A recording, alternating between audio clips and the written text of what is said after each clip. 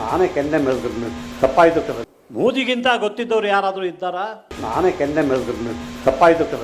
ಮೋದಿಗಿಂತ ಗೊತ್ತಿದ್ದವ್ರು ಯಾರಾದರೂ ಇದ್ದಾರಾ? ಎಲ್ರಿಗೂ ಗೊತ್ತಿರೋ ವಿಚಾರವೇ. ಯಾರಾದರೂ ಈ ದೇಶದಲ್ಲಿ ಆಡಳಿತ ಅಂದರೆ ಏನು, ಗವರ್ನೆನ್ಸ್ ಅಂದರೆ ಏನು, ಮೋದಿಗಿಂತ ಗೊತ್ತಿದ್ದವ್ರು ಯಾರಾದರೂ ಇದ್ದಾರಾ? 14 ವರ್ಷ as chief minister, 12 years as prime minister. ಇನ್ನೊಬ್ಬ ತೋರಿಸಿ, ಇನ್ನೊಬ್ಬ ಹುಟ್ಟೋದಿಲ್ಲ. ಅದಕ್ಕೆ ಅವ್ರಿಗೆ ದೀರ್ಘಾಯುಷ್ಯ ಭಗವಂತ ಕೊಡಲಿ ಅಂತ ನಾನು. ಯಾವಂಥದ್ದು ಅಂಟು ರೋಗ ಬರಲಿಲ್ಲ, ಇವರಿಗೆ ಬಂದಿದೆ. ಇದು ಅವರ ಕ್ಷಮೆ ಕೇಳಿದರು ಪ್ರಧಾನಿ ಅಂತಂದಾಗ ನನಗೆ ನಾನೇ ಕೆನ್ನೆ ಮೆಲ್ದ್ರು ತಪ್ಪಾಯ್ತು ಕದ. ಯಾರು ಕ್ಷಮೆ ಕೇಳೋದಾ ಇವ್ರದ್ದು? ಜನ್ಜಿ ಒಂದು ಅಂಟು ರೋಗ ಇದ್ದಂಗೆ. ಯುವ ಸಮೂಹ ಎತ್ತ ಹೋಗ್ತಾ ಇದೆ, ಎತ್ತ ಸಾಗ್ತಾ ಇದೆ ಅನ್ನೋ ಗೊಂದಲದಲ್ಲಿ ನಾನಿದ್ದೀನಿ. ಹೀಗಂತ ಹೇಳಿದ್ದು ಬೇರೆ ಯಾರಲ್ಲ, ಕನ್ನಡ ಚಿತ್ರರಂಗದ ಹೆಸರಾಂತ ನಟ ಅನಂತ್ ನಾಗ್. ಇತ್ತೀಚೆಗೆ ಕಾರ್ಯಕ್ರಮವೊಂದರಲ್ಲಿ ಮಾತನಾಡ್ತಾ ಅವರು ಜಂಜಿ ಬಗ್ಗೆ ಮಾತಾಡ್ತಾರೆ. ಸೊ ಜಂಜಿ ಬಗ್ಗೆ ಮಾತಾಡೋದಷ್ಟೇ ಅಲ್ಲ, ಪ್ರಧಾನಮಂತ್ರಿ ಮೋದಿಯವರು ಕ್ಷಮೆ ಕೇಳಿದ್ದು ನನಗೆ ತುಂಬ ಬೇಸರ ಆಯಿತು ಅಂತ. ಓಕೆ, ದೊಡ್ಡವರು ಕ್ಷಮೆ ಕೇಳಿದ್ದು ಬೇಸರ ಆಗಿರ್ಬೋದು, ಆದರೆ ಚಿಕ್ಕವರಿಗೆ ಎಲ್ಲೋ ಒಂದು ಕಡೆಗೆ ಅನ್ಯಾಯ ಆದಾಗ ಅನಂತ್ ನಾಗ್ ಎಲ್ಲೋಗಿದ್ರಿ? ಅವರ ಬಗ್ಗೆ ಮಾತಾಡೋದಕ್ಕೆ ನಿಮಗೆ ಆಗ ದನಿ ಇರಲಿಲ್ವಾ? ನೀಟ್ ಪ್ರಶ್ನೆ ಪತ್ರಿಕೆ ಸೋರಿಕೆಯಾದಾಗ ಒಂದಷ್ಟು ಜನ ಆತ್ಮಹತ್ಯೆ ಮಾಡಿಕೊಂಡ್ರು ಸ್ಟೂಡೆಂಟ್ಸು, ಆಗ ನೀವು ಯಾಕೆ ಮಾತಾಡಲಿಲ್ಲ? ಅದು ಮಾಡಿದ್ದು ಸರಿನಾ? ಹಾಗಾದರೆ ನೀಟ್ ಪತ್ರಿಕೆ ಸೋರಿಕೆ ಆದಂಥ ಸಂದರ್ಭದಲ್ಲಿ ಜಂಜಿಗಳೆಲ್ಲ ಸೇರಿ ದೆಹಲಿಯ ಜಂತರ್ ಮಂತರ್ನಲ್ಲಿ ಹೋರಾಟ ಮಾಡ್ತಾ ಇದ್ದ ಸಂದರ್ಭದಲ್ಲಿ ನೀವು ಒಂದೇ ಒಂದು ಹೇಳಿಕೆಯನ್ನು ಕೊಡಲಿಲ್ಲ, ಯಾಕೆ? ಅಷ್ಟೇ ಅಲ್ಲ, ಜಂಜಿಗಳು ದೊಡ್ಡ ಮಟ್ಟದಲ್ಲಿ ಹೋರಾಟ ಶುರು ಮಾಡಿ ಇನ್ನೇನು ಸಂಸತ್ ಚಲೋ ಅಂತ ಹೊರಟಾಗ ಅವರ ಮೇಲೆ ಲಾಠಿ ಚಾರ್ಜ್ ಆಯಿತು, ಹಿಗ್ಗಮುಗ್ಗ ಪೊಲೀಸರು ತಳ್ಳಿದ್ರು. ಆಗ ನೀವು ಯಾಕೆ ಮಾತಾಡಲಿಲ್ಲ? ಈಗ ಇದ್ದಕ್ಕಿದ್ದಂಗೆ ಮೋದಿಯವರು ನೋವಾಗಿದೆ, ನಮ್ಮ ತಾಯಿಗೂ ಕೂಡ ನಿಂದಿಸಿದರು, ಹಾಗಾಗಿ ನಾನು ಕ್ಷಮೆ ಕೇಳ್ತೀನಿ ಅಂತ ಹೇಳಿದ್ರು. ಅವರು ಕ್ಷಮೆ ಕೇಳಿದ್ದಕ್ಕೆ ನಿಮ್ಮ ಕೆನ್ನೆಗೆ ಹೊಡ್ಕೊಳ್ಳೋ ಅಷ್ಟು ಸಂದರ್ಭ ಬಂದು ಒದಗಿದೆ ಅಂತ ನೀವು ಮಾತಾಡ್ತಾ ಹೋಗ್ತೀರಿ. ಓಕೆ, ನಿಮ್ಮ ಪ್ರಕಾರ ಮೋದಿಯವರು ಕ್ಷಮೆ ಕೇಳಿದ್ದು ತಪ್ಪು, ನಿಮ್ಮ ಪ್ರಕಾರ ಜಂಜಿಗಳು ಮಾಡಿದ್ದು ತಪ್ಪೇ ಅನ್ನೋದಾದರೆ ಅನಂತ ಈ ರೀತಿ ಮಾತಾಡಿದ್ದು ಸರಿನಾ ತಪ್ಪು ಅನ್ನೋ ಚರ್ಚೆ ಈಗ ನಡೀತಾ ಇದೆ. ಅನಂತ್ ನಾಗ್ ಅವರು ಕನ್ನಡ ಚಿತ್ರರಂಗ ಕಂಡಂಥ ಒಬ್ಬ ಒಳ್ಳೆಯ ಕಲಾವಿದ, ಅದ್ಭುತ ನಟರು ಕೂಡ, ಸ್ಫುರದ್ರೂಪಿ ಹೀರೋ ಕೂಡ. ಕನ್ನಡ ಚಿತ್ರರಂಗಕ್ಕೆ ತಮ್ಮದೇ ಆದಂಥ ಕೊಡುಗೆಯನ್ನು ಕೊಟ್ಟಿದ್ದಾರೆ, ಇವೆಲ್ಲವೂ ಹೌದು. ಅದಕ್ಕೆ ತಕ್ಕಂತೆ ಕನ್ನಡಿಗರು, ಕನ್ನಡ ಚಿತ್ರರಂಗ, ಸರ್ಕಾರ, ಸಂಘ ಸಂಸ್ಥೆಗಳು ಕೂಡ ಅವರನ್ನು ಅಷ್ಟೇ ಪ್ರೀತಿಯಿಂದ ಗೌರವಿಸಿವೆ. ಇದರ ಜೊತೆಗೆ ಅವರ ಸಿನಿಮಾಗಳನ್ನು ಕೂಡ ಕೊಂಡಾಡಿವೆ. ಇಷ್ಟೆಲ್ಲ ಇದ್ದರೂ ಕೂಡ ಜಂಜಿಗಳ ಬಗ್ಗೆ ನಿಮಗೆ ಯಾಕೆ ಇಷ್ಟೊಂದು ಅಸಡ್ಡೆ? ಇದು ನಾನು ಹೇಳ್ತಿರೋ ಮಾತಲ್ಲ. ಸದ್ಯಕ್ಕೆ ಸೋಷಿಯಲ್ ಮೀಡಿಯಾದಲ್ಲಿ ಅನಂತ್ ನಾಗ್ ಅವರು ಕೊಟ್ಟಂತಹ ಹೇಳಿಕೆಯ ಹಿನ್ನೆಲೆಯಲ್ಲಿ ಕೇಳಿ ಬರ್ತಾ ಇರ್ತಕ್ಕಂಥ ಒಂದಷ್ಟು ಕಾಮೆಂಟ್ಸ್. ಸಾಕಷ್ಟು ಜನ ಅನಂತ್ ನಾಗ್ ಅವರ ಕಾಮೆಂಟ್ ಬಗ್ಗೆ ಮರು ಮಾತಾಡ್ತಾ ಇದ್ದಾರೆ. ಜಂಜಿಗಳು ಕೂಡ ಈಗ ದನಿಯನ್ನು ಎತ್ತುತ್ತಾ ಇದ್ದಾರೆ. ಎಲ್ಲವೂ ಸರಿ. ಅನಂತ್ ನಾಗ್ ಅವರ ಪ್ರಕಾರ ಮೋದಿ ಅವರು ಕ್ಷಮೆ ಕೇಳಿಬಿಟ್ರು, ಅದು ತುಂಬ ದೊಡ್ಡ ತಪ್ಪು, ಈ ಜಂಜಿಗಳು ಮಾಡಿದ್ದೇ ಸರಿಯಲ್ಲ ಅನ್ನೋ ಮಟ್ಟಕ್ಕೆ ನೀವು ಮಾತಾಡ್ತಾ ಇದ್ದೀರಿ. ಇಷ್ಟೆಲ್ಲ ಮಾತಾಡುವಂಥ ನೀವು ಜಂಜಿಗಳಿಗೆ ಸಮಸ್ಯೆ ಆದಾಗ, ಅದರಲ್ಲೂ ಜಂಜಿಗಳು ಆ ವಿಚಾರಕ್ಕೆ ಸಂಬಂಧಪಟ್ಟಂಗೆ ರಾಜ್ಯದ ಫ್ರೀಡಮ್ ಪಾರ್ಕ್ನಲ್ಲಿ, ಬೆಂಗಳೂರಿನ ಫ್ರೀಡಮ್ ಪಾರ್ಕ್ನಲ್ಲಿ ಪ್ರೊಟೆಸ್ಟ್ ಮಾಡ್ತಾರೆ. ಅಲ್ಲೆಲ್ಲೂ ಕೂಡ ನೀವು ಹೋಗಲಿಲ್ಲ, ಅಲ್ಲೆಲ್ಲೂ ಕೂಡ ಹೋಗಿ ಹೇಳಿಕೆಯನ್ನು ಕೊಡಲಿಲ್ಲ. ಅಟ್ಲೀಸ್ಟ್ ಸೋಷಿಯಲ್ ಮೀಡಿಯಾ ಮೂಲಕನಾದರೂ ನಿಮ್ಮ ನಿಲುವೇನಂತ ಸ್ಪಷ್ಟಪಡಿಸಲಿಲ್ಲ. ಹಾಗಾದರೆ ವಿದ್ಯಾರ್ಥಿಗಳಿಗೆ ಏನು ಬೇಕಾದರೂ ಆಗ್ಬೋದಾ? ವಿದ್ಯಾರ್ಥಿಗಳ ಸಮಸ್ಯೆಗಳ ಸುಳಿಯಲ್ಲಿದ್ದು ಒಂದಷ್ಟು ಜನ ವಿದ್ಯಾರ್ಥಿಗಳು ಸುಸೈಡ್ ಮಾಡಿಕೊಂಡಾಗಲೂ ನಿಮಗೇನು ಅನ್ನಿಸ್ಲಿಲ್ವಾ? ಇಂತಹ ಪ್ರಶ್ನೆಗಳು ಈಗ ಸೋಷಿಯಲ್ ಮೀಡಿಯಾದಲ್ಲಿ ಓಡಾಡ್ತಾ ಇದೆ. ನನಗೂ ಕೂಡ ಒಂದು ಅಚ್ಚರಿ, ಯಾಕಂದರೆ ಒಬ್ಬ ಪ್ರತಿಭಾವಂತ ನಟ, ಚಿಂತಕ, ವಿಚಾರವಂತ ಎಲ್ಲ ನಿಮ್ಮನ್ನು ಕರೀತಾರೆ. ನೀವು ಸ್ವಲ್ಪ ಯೋಚನೆ ಮಾಡಿ ಮಾತಾಡಿದರೆ ಅದಕ್ಕೊಂದು ಅರ್ಥ ಸಿಗ್ತಾ ಇತ್ತು. ನೀವು ಮೋದಿ ಪರ ಮಾತಾಡಿದ್ರಿ ಅಥವಾ ಮೋದಿ ಹೇಳಿದ್ದು ಸರಿಯಾಗಲಿಲ್ಲ ನನಗೆ, ಇವೆಲ್ಲವೂ ಓಕೆ. ಆದರೆ ನೀವು ಇನ್ನೊಂದು ಕಡೆ ಯೋಚನೆ ಮಾಡಬೇಕಿತ್ತು. ಜನರುಗಳು ಯಾಕೆ ಹೋರಾಟ ಮಾಡ್ತಾ ಇದ್ದಾರೆ, ಅವರ ಬೇಡಿಕೆ ಏನು, ಅವರ ನಿಲುವುಗಳೇನು, ಈ ಬಗ್ಗೆ ಯಾಕೆ ನಿಮಗೆ ಮಾತಾಡಲಿಕ್ಕೆ ಬರಲಿಲ್ಲ? ಒಂದೇ ಒಂದು ಕ್ಷಣ ಯೋಚನೆ ಮಾಡಿ ಒಂದು ಸಣ್ಣ ಹೇಳಿಕೆಯನ್ನು ಕೊಟ್ಟಿದ್ದರೂ ಕೂಡ ಆಗ್ತಾಯಿತ್ತು. ನಿಮ್ಮಂತೆಯೇ ಒಂದಷ್ಟು ಸೆಲೆಬ್ರಿಟಿಗಳು ಜಂಜಿ ಪರವಾಗಿ ನಿಂತರು. ಯಾಕೆ ನಿಂತರು? ಇಲ್ಲಿ ಎಡ ಬಲ, ಲೆಫ್ಟು ರೈಟು ಅನ್ನೋ ಮಾತುಗಳನ್ನು ಪಕ್ಕಕ್ಕಿಡೋಣ. ಸರಿ ತಪ್ಪು ಅನ್ನೋ ವಿಚಾರ ಮಾತ್ರ ನಾನು ನಿಮಗೆ ಹೇಳ್ತಾ ಇದ್ದೀನಿ.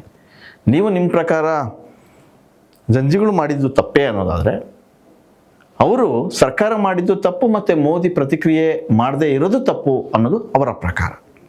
ಹಾಗಾಗಿ ಇಲ್ಲಿ ಯಾವುದೇ ಪ್ರಕಾರಗಳು ಇದ್ದರೂ ಕೂಡ ವಾಸ್ತವ ಅಂಶವನ್ನು ನೀವು ಪರಿಗಣನೆಗೆ ತಗೋಬೇಕಿತ್ತು, ವಾಸ್ತವತೆಯನ್ನು ಅರ್ಥಕೋಬೇಕಿತ್ತು. ಅದರ ಬಗ್ಗೆ ನೀವು ಯಾವತ್ತೂ ತಲೆ ಕೆಡಿಸ್ಕೊಳ್ಳೇ ಇಲ್ಲ. ಜಂಜಿ ಏನು ಮಾಡುತ್ತೆ, ಎಲ್ಲೋ ಒಂದು ಕಡೆಗೆ ಜಂಜಿ ಬಗ್ಗೆ ಜಿರಳೆ ಅನ್ನೋ ಒಂದು ಪದ ಹೊರಗೆ ಬಂದ ತಕ್ಷಣ ಇಡೀ ದೇಶದ ಯುವ ಸಮೂಹ ಒಗ್ಗಟ್ಟಾಯಿತು. ಕಾಕ್ರೋಚ್ ಅನ್ನೋ ಒಂದು ಪಾರ್ಟಿ ಹುಟ್ಟುಕೊಳ್ತು. ದೊಡ್ಡ ಮಟ್ಟದ ಹೋರಾಟ ಆಯಿತು. ಈಗ ಜಂಜಿ ಒಂದು ಅಂಟುರೋಗ ಪ್ರತಿಭಟನೆ ಅಂತ ಹೇಳಿಕೆ ಕೊಟ್ಟಿದ್ದೀರಾ. ಸೊ ನಿಮ್ಮ ಹೇಳಿಕೆ ನೋಡಿದಂಥ ಜಂಜಿಗಳು ಮತ್ತೆ ಯಾವ ಹೋರಾಟಕ್ಕೆ ನಿಲ್ಲಬಹುದು, ಇದನ್ನು ನೀವು ಸೂಕ್ಷ್ಮವಾಗಿ ಗಮನಿಸ್ಕೋಬೇಕಿತ್ತು. ಎಲ್ಲೋ ಒಂದು ಕಡೆಗೆ ಮೋದಿ ತಮಗೆ ನಿಂತಿದ್ದಾರೆ, ತಾಯಿಗೂ ಕೂಡ ನಿಂತಿದ್ದಾರೆ, ಆದರೂ ಕೂಡ ನಾವು ಅವರಿಗೆ ಕ್ಷಮೆ ಕೇಳ್ತೀವಿ ಅಂತ ಹೇಳಿದ್ರು. ಯಾವಾಗ ಸ್ಟೂಡೆಂಟ್ ಆತ್ಮಹತ್ಯೆ ಮಾಡ್ಕೋತಾರೆ ಆಗ ಮೋದಿ ಒಂದು ಮಾತನ್ನು ಹೇಳಿಲ್ಲ. ಕೇಂದ್ರ ಸರ್ಕಾರದ ಯಾವೊಬ್ಬ ಸಚಿವರು ಕೂಡ ಮಾತಾಡಲಿಲ್ಲ. ಯಾರು ಕೂಡ ಜಂಜಿಗಳ ಸಮಸ್ಯೆ ಏನು ಅಂತ ಕೇಳಕ್ಕೆ ಹೋಗಲಿಲ್ಲ. ಆರಂಭದಲ್ಲಿ ಪ್ರತಿಭಟನೆ ಆದಾಗ, ಆರಂಭದಲ್ಲಿ ನೀಟ್ ಪತ್ರಿಕೆ ಸೋರಿಕೆ ಆದಾಗ ಒಂದಷ್ಟು ಜನಗಳನ್ನ ಬಂಧಿಸಿದ್ದೇ ವಿನಃ ಅದ್ರ ಬಗ್ಗೆ ಯಾರೂ ಕ್ರಮ ಕೈಗೊಳ್ಳೋಕೆ ಮುಂದೋಗಲಿಲ್ಲ. ತುಂಬ ದೊಡ್ಡ ಮಟ್ಟದ ಹೋರಾಟ ಆಗಿ ಇಡೀ ದೇಶಾದ್ಯಂತ ಜಂಜಿಗಳ ಬೆಂಕಿ ದೊಡ್ಡ ಮಟ್ಟಕ್ಕೆ ಶುರುವಾದಾಗ ಎಲ್ಲಿ ನಮಗೆ ಹೊತ್ಕೊಳ್ಳುತ್ತೋ ಅನ್ನೋ ಭಯದಲ್ಲಿ ಹೇಳಿಕೆಗಳನ್ನು ಕೊಡೋದಕ್ಕೆ ಬರ್ತಾರೆ ಪ್ರಧಾನಮಂತ್ರಿ ಮೋದಿಯವರು. ಆಗ ಮಾಡಿದ್ದು ಸರಿನಾ ತಪ್ಪಾ?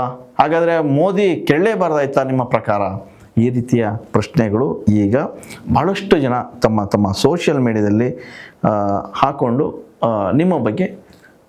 ನಿಮ್ಮ ಮಾತಿನ ಬಗ್ಗೆ ಮಾತಾಡ್ತಾ ಇದ್ದಾರೆ. ಅನಂತ್ನಾಗ್ ಅವರು ಎಷ್ಟರ ಮಟ್ಟಿಗೆ ಆ ಹೇಳಿಕೆನ ಹೇಳಿದರು, ಅದು ಸರಿನೋ ತಪ್ಪೋ? ಚರ್ಚೆಗಳು ನಡೀತಾ ಇವೆ, ಪರ ವಿರೋಧಗಳು ಕೂಡ ಈಗ ನಡೀತಾ ಇವೆ. ಎಲ್ಲೋ ಒಂದು ಕಡೆಗೆ ಅನಂತ್ನಾಗ್ ಅವರ ಸಮುದಾಯದ ಬಗ್ಗೆ ಒಂದಷ್ಟು ಚರ್ಚೆಗಳು ಈಗ ಶುರುವಾಗ್ತವೆ. ಇದು ಜಾತಿ ಸಮುದಾಯ ಎಲ್ಲವನ್ನು ಪಕ್ಕಕ್ಕಿಟ್ಟು ನೋಡೋದಾದರೆ ಜಂಜಿಗಳ ಸಮಸ್ಯೆಗಳ ಬಗ್ಗೆ ಮಾತಾಡೋರು ಯಾರು? ನೀವು ತಿಳಿದವರು, ಬುದ್ಧಿವಂತರು, ಅದ್ಭುತ ನಟರು, ಎಲ್ಲವೂ ಹೌದು, ಎಲ್ಲ ಸಮಸ್ಯೆಗಳನ್ನು ಬಲ್ಲಂಥವರು ಯಾಕೆ ನೀವು ಮಾತಾಡಲಿಲ್ಲ ಅನ್ನೋದು ಈಗ ಪ್ರಶ್ನೆ. ಜಂಜಿಗಳಲ್ಲಿ ಸಾಕಷ್ಟು ಬಡವರು ಕೂಡ ಇದ್ದಾರೆ. ಜಂಜಿಗಳು ಸಮಸ್ಯೆಗಳ ಸುಳಿಯಲ್ಲಿ ಸಿಲುಕ್ತಾ ಇದ್ದಾರೆ. ಯಾಕೆ ರೊಚ್ಚಿಗಿದ್ರು ಅನ್ನೋದು ಒಂದು ಸೂಕ್ಷ್ಮ ವಿಚಾರವನ್ನು ನೀವು ಅರ್ಥಕೋಬೇಕಿತ್ತು. ನೀವೆಲ್ಲ ಹಳೆ ಕಾಲದ ವ್ಯಕ್ತಿಗಳು, ಆಗೆಲ್ಲ ಯಾವ ಸಮಸ್ಯೆ ಇರಲಿಲ್ಲ, ತುಂಬ ಕಷ್ಟಪಟ್ಟು ನಿಮ್ಮದೇ ಆದಂಥ ಜಾಗ ಬದುಕನ್ನು ಕಟ್ಕೊಂಡಿದ್ದೀರ. ಆದರೆ ಯುವ ಸಮೂಹ, ಅವರ ಪೋಷಕರು ಇವತ್ತಿಗೂ ಕೂಡ ಮಕ್ಕಳನ್ನ ಓದಿಸೋದಕ್ಕೆ ಸಾಕಷ್ಟು ಕಷ್ಟಪಡ್ತಾ ಇದ್ದಾರೆ. ವಿದ್ಯಾರ್ಥಿಗಳು ಓದುವುದರ ಜೊತೆಗೆ ಪಾರ್ಟ್ ಟೈಮ್ ಜಾಬ್ನ ಮಾಡ್ತಾ ಇದ್ದಾರೆ. ಎಲ್ಲೋ ಫ್ಲಿಪ್ಕಾರ್ಟಲ್ಲಿ ಮಾಡ್ತಾರೆ, ಝೊಮೊಟೊ ಮಾಡ್ತಾರೆ, ಡೆಲಿವರಿ ಬಾಯ್ ಆಗಿ ಕೆಲಸ ಮಾಡ್ತಾರೆ. ಇದರ ಮೂಲಕ ಓದ್ತಾ ಇದ್ದಾರೆ, ಒಂದಷ್ಟು ಬದುಕನ್ನು ಕಟ್ಕೊಳ್ಳುವಂಥ ಪ್ರಯತ್ನ ಪಡ್ತಾ ಇದ್ದಾರೆ. ಇದೆಲ್ಲ ಯಾಕೆ? ನಿರುದ್ಯೋಗ ಸಮಸ್ಯೆ. ಇಲ್ಲಿ ಪದವೀಧರರು ಇದ್ದಾರೆ, ಇಂಜಿನಿಯರ್ಸು ಇದ್ದಾರೆ, ಸಾಕಷ್ಟು ಓದಿರ್ತಕ್ಕಂಥ ಬುದ್ಧಿವಂತ ವಿದ್ಯಾರ್ಥಿಗಳು ಇದ್ದಾರೆ. ಇವೆಲ್ಲ ಸಮಸ್ಯೆ ಸುಳಿಯಲ್ಲಿ ಸಿಲುಕಿರ್ತಕ್ಕಂಥ ಯುವ ಸಮೂಹ ಎಲ್ಲೋ ಒಂದು ಕಡೆಗೆ ಆಕ್ರೋಶಗೊಂಡು ಪ್ರತಿಭಟನೆ ಮಾಡಿದೆ. ಪ್ರತಿಭಟಿಸೋದು ಅವರ ಹಕ್ಕು. ಅವರಿಗೂ ಕೂಡ ವಾಕ್ ಸ್ವಾತಂತ್ರ್ಯ ಇದೆ. ಮಾತಾಡಬಾರ್ದ, ಪ್ರತಿಭಟಿಸಬಾರ್ದ, ಕಾನೂನು ಅವ್ರಿಗೂ ಕೂಡ ಸಹಕಾರ ನೀಡಿದೆ, ಅದು ಮಾಡಿದ್ದಾರೆ. ಆದರೆ ಅವರನ್ನು ಸ್ಪಂದಿಸುವಂಥ ಕೆಲಸ ಮೋದಿ ಮಾಡಬೇಕಿತ್ತು, ಮೋದಿ ಸರ್ಕಾರ ಮಾಡಬೇಕಿತ್ತು, ಅದು ಆಗಿಲ್ಲ ಅನ್ನೋ ಒಂದೇ ಕಾರಣಕ್ಕೆ ಇಡೀ ದೇಶ ಒಂದು ಕಡೆಗೆ ನಿಲ್ತು.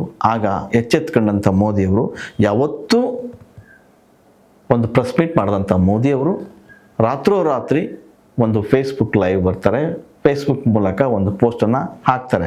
ಸೊ ಅಲ್ಲಿಗೆ ಜಂಜಿಯವರು ಗೆಲುವು ಕಂಡಂಥ ಕ್ಷಣ ಅದು ಒತ್ತಡಿಗಿರಲಿ. ಮೊನ್ನೆ ಅಷ್ಟೇ ನಮ್ಮ ರಾಜ್ಯದಲ್ಲಿ ಪೊಲೀಸ್ ನೇಮಕಾತಿ ಪ್ರಕ್ರಿಯೆ, ಆ ಹುದ್ದೆಗೆ ಪರೀಕ್ಷಾ ಪ್ರಕ್ರಿಯೆ ಶುರುವಾಯಿತು. ಹೆಚ್ಚು ಕಮ್ಮಿ ರಾಜ್ಯದಲ್ಲಿ ನಿರುದ್ಯೋಗ ಸಮಸ್ಯೆ ಎಷ್ಟಿದೆ ಅಂತೇಳಿ ನೀವು ಅರ್ಥ ಮಾಡ್ಕೋಬೇಕಾಯ್ತು. ಹೆಚ್ಚು ಕಮ್ಮಿ 3,999 ಪೋಸ್ಟ್ ಇದೆ. ಅದರಲ್ಲಿ ಎಕ್ಸಾಮ್ ಬರೆದಿದ್ದು ಹೆಚ್ಚು ಕಮ್ಮಿ 4.5 ಲಕ್ಷ ವಿದ್ಯಾರ್ಥಿಗಳು. ಅದರಲ್ಲಿ ಇಂಜಿನಿಯರ್ಸ್ ಇದ್ದಾರೆ, ಪದವೀಧರರಿದ್ದಾರೆ. ಇಲ್ಲಿ ಅರ್ಥ ಮಾಡ್ಕೊಳ್ಳಿ ಎಷ್ಟು ನಿರುದ್ಯೋಗ ಸಮಸ್ಯೆ ಇಲ್ಲಿ ತಾಂಡವ ಆಡ್ತಾ ಇದೆ ಅನ್ನೋದನ್ನು ನೀವು ಅರ್ಥ ಮಾಡ್ಕೋಬೇಕಿತ್ತು. ಒಂದು ಸ್ವಲ್ಪ ವಿವೇಚನೆ ಇಟ್ಕೊಂಡು ನೀವು ಮಾತಾಡಿದರೆ ಅದು ಓಕೆ ಆಗ್ತಾಯಿತ್ತು. ಏನೋ ಮಾತಿನ ಬರದಲ್ಲಿ ಮೋದಿ ಪರನೋ ಅಥವಾ BJP ಪರವನೋ ಅಥವಾ ಅವ್ರನ್ನೇನೋ ಮೆಚ್ಚಿಸ್ಲಿಕ್ಕೋಸ್ಕರನೋ ನೀವು ಮಾತಾಡಿದ್ದೇ ಆಗಿದ್ದರೆ ನಿಜಕ್ಕೂ ಅದು ತಪ್ಪು. ಯಾಕಂದರೆ ಎಲ್ಲೋ ಒಂದು ಕಡೆಗೆ ಭವಿಷ್ಯ ಉಜ್ವಲಗೊಳಿಸ್ಕೋಬೇಕು, ಭವಿಷ್ಯವನ್ನು ರೂಪಿಸ್ಕೋಬೇಕು ಅನ್ನೋದನ್ನು ಯುವ ಸಮೂಹ ಓಡಾಡ್ತಾ ಇದೆ. ಅದ್ರ ಬಗ್ಗೆ ಪರವಾಗಿ ಮಾತಾಡೋದು ಬಿಟ್ಟು ಅವರು ಮಾಡಿದ್ದು ತಪ್ಪು, ಜಂಜಿ ಒಂದು ಅಂಟು ರೋಗ ಅಂತ ಹೇಳ್ತಿರಲ್ಲ, ಇದು ನಿಜಕ್ಕೂ ದುರಂತ ಅಲ್ಲದೆ ಇನ್ನೇನು.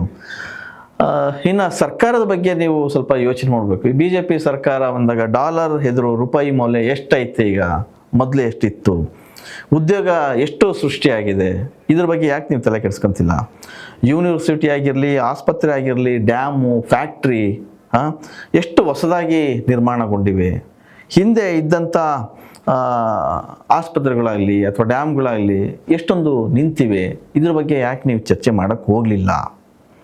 ಸೊ ರೈಲ್ವೆ ಬಂದರು, ರೈಲ್ವೆ ಸ್ಟೇಷನ್ಸು, ಏರ್ಪೋರ್ಟ್ಗಳು, ಇವುಗಳ ಕತೆ ಬಗ್ಗೆ ಏನು, ಇದೆಲ್ಲ ನಿಮಗೆ ನೆನಪಾಗಲಿಲ್ಲ. ಭಾರತದ GDP ಆಗಿರಲಿ, ಆರ್ಥಿಕತೆ ಆಗಿರಲಿ ಅಥವಾ ರೂಪಾಯಿ ಮೌಲ್ಯ ಬಡತನ ರೇಖೆ ಅದಕ್ಕಿಂತ ಕೆಳಗಿರೋಂಥದ್ದು, ಪತ್ರಿಕಾ ಕ್ಷೇತ್ರದಂಥ ಸೂಚ್ಯಂಕ ಇವತ್ತೇನಾಗಿದೆ, ಸೊ ಇವೆಲ್ಲದ್ರ ಬಗ್ಗೆ ನೀವು ಮಾತಾಡೋಕ್ಕೆ ಹೋಗಲ್ಲ. ಈ ಬಗ್ಗೆ ನೀವು ಮಾತಾಡಬೇಕಿತ್ತು. ಈ ಬಗ್ಗೆ ಮಾತಾಡಿ ಸ್ವಲ್ಪ ಧ್ವನಿ ಎತ್ತಿದ್ರೆ ಅಟ್ಲೀಸ್ಟು ನೀವು ಹೇಳಿದ್ರಲ್ಲೂ ಒಂದು ಅರ್ಥ ಇದೆ ಅಂಥೇಳಿ ಇದೇ ಜಂಜಿಗಳು ನಿಮ್ಮ ಪರವಾಗಿ ಮಾತಾಡ್ತಾಯಿದ್ರು, ಅನಂತನಾಗ್ರಿಗೆ ಜೈ ಅಂತ ಹೇಳ್ತಾಯಿದ್ರು. ಅದೇನೇ ಇರಲಿ, ಒಂದು ಸಣ್ಣ ಸೂಕ್ಷ್ಮ ವಿಚಾರಗಳನ್ನು ಕೂಡ ನೀವು ಅರ್ಥ ಮಾಡ್ಕೋಬೇಕು. ಇಸ್ರೋ ವಿಜ್ಞಾನಿಗಳು ಯಾಕೆ 100ಕ್ಕೆ ಹೆಚ್ಚು ಇಸ್ರೋ ವಿಜ್ಞಾನಿಗಳು ಒಂದೇ ಸರಿ ರಾಜೀನಾಮೆ ಕೊಡ್ತಾರೆ? ಅದು ಯಾಕೆ? ಅದು ಯಾವ ಸಮಸ್ಯೆಯಿಂದ ರಾಜೀನಾಮೆ ಕೊಟ್ಟರು? 2014ರಿಂದ ದೇಶ ಅಭಿವೃದ್ಧಿ ಇಲ್ದಿದ್ರೂ ಕೂಡ 60 ಲಕ್ಷ ಕೋಟಿ ಸಾಲ ಇದ್ದದ್ದು ಈಗ 210 ಲಕ್ಷ ಕೋಟಿ ಸಾಲ ಆಗಿದೆ, ಹೆಚ್ಚು ಕಮ್ಮಿ ಅಂಕಿಅಂಶಗಳ ಪ್ರಕಾರ. ಇಷ್ಟೆಲ್ಲ ಆದರೂ ಕೂಡ ಪ್ರಧಾನಿ ಯಾಕೆ ಜನರ ಮುಂದೆ ಬಂದು ಮಾತಾಡಲ್ಲ? ಈ ಥರದ ವಿಚಾರವನ್ನು ನೀವು ಮಾತಾಡಿದರೆ ಚೆನ್ನಾಗಿರ್ತಿತ್ತು. ಸೊ ಈ ಥರದ ಕಾಮೆಂಟ್ಗಳು ಈಗ ನೀವು ಮಾತಾಡಿರುವ ಹೇಳಿಕೆಗೆ ಬರ್ತಾ ಇದೆ. ಅದೇನೇ ಇರಲಿ, ನಿಮ್ಮ ಪ್ರಕಾರ ಮೋದಿ ಕ್ಷಮೆ ಕೇಳಿದ ತಪ್ಪು ಅನ್ನೋದಾದರೆ, ಜಂಜಿಗಳ ಪ್ರಕಾರ ಹೋರಾಟ ಮಾಡಿದ್ದು ಸರಿ, ಅವರು ಪಟ್ಟು ಹಿಡಿದಿದ್ದು ಸರಿ ಅನ್ನೋ ಒಂದು ವರ್ಗ ವಾದವನ್ನು ಮಾಡ್ತಾ ಇದೆ. ಒಂದಂತೂ ಸ್ಪಷ್ಟ, ಒಬ್ಬ ಸೆಲೆಬ್ರಿಟಿಯಾಗಿ ನೀವು ಏನೇ ಮಾತಾಡಿದರೂ ಅದು ಸುದ್ದಿ ಆಗುತ್ತೆ. ನೀವು ಏನೇ ಹೇಳಿಕೆ ಕೊಟ್ಟರೂ ಅದು ಒಂದಷ್ಟು ಜನ ಗಮನಿಸ್ತಾರೆ. ಆ ಹೇಳಿಕೆಯಲ್ಲಿ ತೂಕ ಇರಬೇಕು, ತೂಕ ಕಳೆದು ಹೋಗುವಂಥ ಮಾತುಗಳಿರಬಾರ್ದು. ಇನ್ನು ಮುಂದಾದರೂ ಕೂಡ ಮಾತಾಡುವಾಗ ಒಂದಷ್ಟು ವಿವೇಚನೆ ಇಟ್ಕೊಂಡು ಮಾತಾಡಿದರೆ ಒಂದಷ್ಟು ಕೇಳುಗರಿಗೂ ಮತ್ತು ನಿಮ್ಮನ್ನು ನೋಡುವವರಿಗೂ, ನಿಮ್ಮನ್ನು ಗೌರವಿಸುವ ಜನರಿಗೂ, ನಿಮ್ಮನ್ನು ಪ್ರೀತಿಸುವ ಒಂದಷ್ಟು ಸಿನಿಮಾ ಮಂದಿಗೆ ಖುಷಿ ಕೊಡುತ್ತೆ. ಹಾಗಾಗಿ ಇದು ನಿಮ್ಮ ಹೇಳಿಕೆಯಲ್ಲಿ ಬಂದಂಥ ಒಂದಷ್ಟು ಕಾಮೆಂಟ್ಗಳು, ಆಮೇಲೆ ಹೇಳಿಕೆ ಹೇಗಿತ್ತು, ಹೇಗಿರಬೇಕಿತ್ತು ಅನ್ನುವ ಮಾತುಗಳು. ಹೆಚ್ಚಿನ ವಿಡಿಯೋಗಳಿಗೆ ಪ್ರತಿಧ್ವನಿ ಯೂಟ್ಯೂಬ್ ಚಾನೆಲ್ ಸಬ್ಸ್ಕ್ರೈಬ್ ಮಾಡಿ, ಬೆಲ್ ಐಕಾನ್ ಕ್ಲಿಕ್ ಮಾಡಿ.